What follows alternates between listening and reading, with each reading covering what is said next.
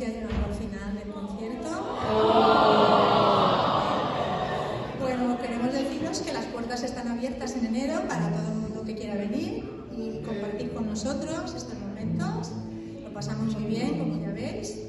Y queremos reconocer la labor de todos los músicos que han participado, músicos y músicas, Ana, Jordi, Elena, Ariana, subida al escenario, Esther. Y vamos todos a